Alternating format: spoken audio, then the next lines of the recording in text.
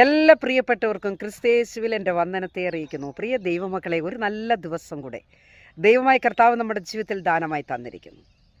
ഞാനിവിടെ ഇങ്ങനെ നടന്നു പോകുന്ന സമയത്ത് ഒരു കാര്യം ഇങ്ങനെ ഓർത്തു പോവുകയായിരുന്നു. എൻ്റെ പ്രിയരെ, പലരും സാക്ഷ്യങ്ങൾ പറയുന്നവർ പലരും പറയുന്നൊരു സാക്ഷ്യമാണ്, കഴിഞ്ഞ ആഴ്ച മുതൽ ഈ ആഴ്ച വരെ ദൈവം എന്നെ രക്ഷിച്ചു. പല സഭകളിലും കേൾക്കുന്ന ഒരു സാക്ഷ്യമാണത്. കഴിഞ്ഞ ആഴ്ച മുതൽ ഈ ആഴ്ച വരെ ദൈവം എന്നെ രക്ഷിച്ചു. ഇത് വയസ്സാണ് അമ്മച്ചിമാരൊക്കെ ഈ സാക്ഷ്യങ്ങൾ തന്നെ ഇങ്ങനെ പറയാറുണ്ട്.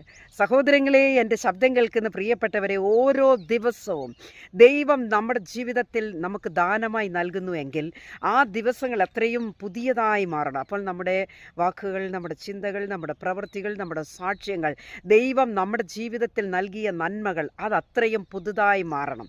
അങ്ങനെയെങ്കിൽ എങ്ങനെയാണ് ഒരു പുതിയ സാക്ഷ്യമുണ്ടാകുക? പ്രിയ സഹോദരങ്ങളെ, വചനം വായിക്കണം, ധ്യാനിക്കണം, പ്രാർത്ഥിക്കണം.